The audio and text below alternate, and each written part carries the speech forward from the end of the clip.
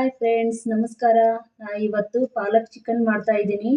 ಹೇಗೆ ಮಾಡ್ತೀನಿ ಅಂತ ತೋರಿಸ್ಕೊಂಡು ಬರ್ತೀನಿ, ಬನ್ನಿ. ಒಂದು ಕಟ್ಟು ಪಾಲಕ್ ಇದೆ, ಇದನ್ನ ನೀರಲ್ಲಿ ಹಾಕಿ ಕುದಿಸಿಟ್ಕೋತೀನಿ ನಾನು. ಈಗ ಪಾಲಕ್ ಕುದಿಸ್ಕೊಂಡಿದ್ದೀನಿ. ಈಗ ಮಿಕ್ಸರ್ ಜಾರಿಗೆ ಈ ಪಾಲಕ್ ಹಾಕ್ತಾ ಇದ್ದೀನಿ.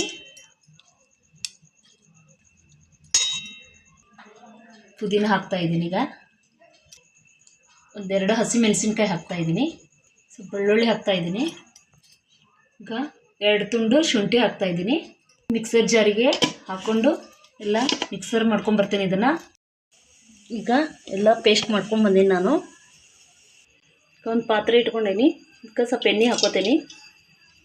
ಇವು ಸ್ಪೈಸಸ್ ಹಾಕ್ತಾಯಿದ್ದೀನಿ. ಸ್ವಲ್ಪ 2 ಉಳ್ಳಾಗಡ್ಡಿ ಕಟ್ ಮಾಡಿ ಇಟ್ಕೊಂಡಿದ್ದೀನಿ, ಅದನ್ನು ಹಾಕ್ತಾಯಿದ್ದೀನಿ.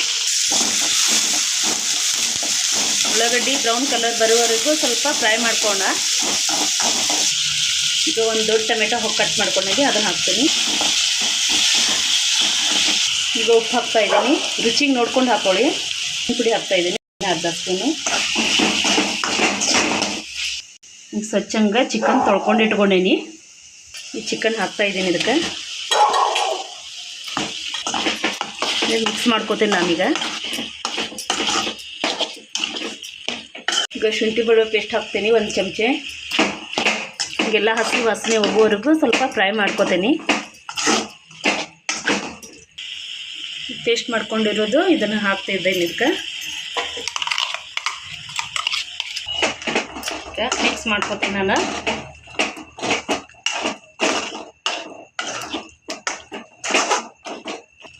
ಈಗ ಇದು ಸ್ವಲ್ಪ ಮೇಲ್ಮುಚ್ಚಿಡ್ತೀನಿ. ಹಸಿ ವಾಸನೆ ಹೋಗೋವರೆಗೂ ಸ್ವಲ್ಪ ಕುದಿಸ್ಕೊತೀನಿ. ಈಗ ಇದು ಮಿಕ್ಸರ್ ಜಾರ್ ಇರೋ ನೀರೆಲ್ಲ ಹಾಕ್ತೀನಿ ನಾನೀಗ.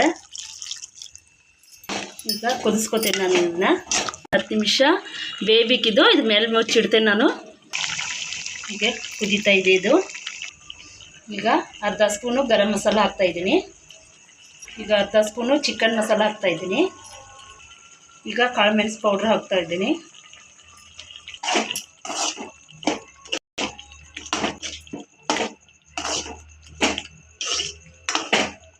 ಹೇಗೈತಿ ಈಗ ಕೊತ್ತಂಬರಿ ಹಾಕೋತಾ ಇದ್ದೀನಿ.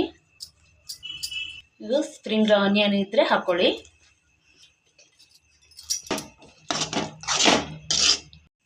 ನೋಡಿ ಫ್ರೆಂಡ್ಸ್, ಈ ಥರ ಬಂದಿದೆ ನೋಡಿ. ನೀವು ಒಂದ್ಸರಿ ಮನೆಯಲ್ಲಿ ಟ್ರೈ ಮಾಡಿ ಹೇಗೆ ಬಂತು ಅಂತ ಕಮೆಂಟ್ ಮೂಲಕ ತಿಳಿಸಿ. ನೋಡಿ ಎಷ್ಟು ಸಾಫ್ಟಾಗಿ ಬಂದಿದೆ ಅಂತ.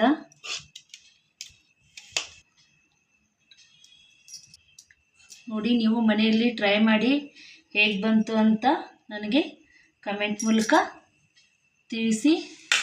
ಬಾಯ್.